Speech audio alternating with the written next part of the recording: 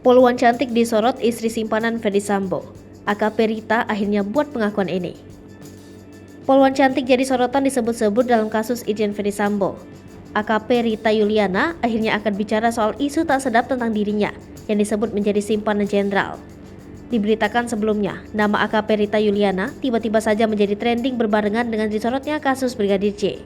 Kini melalui Instagramnya, AKP Rita Yuliana menjawab komentar netizen yang bertanya kepadanya soal isu jadi simpanan jenderal.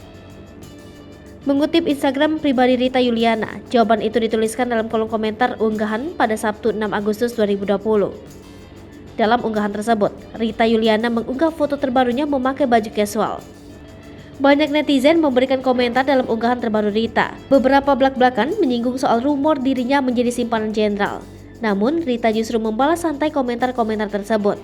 Rita lalu membalasnya mengaku bahwa ia akan membuat klarifikasi suatu hari nanti.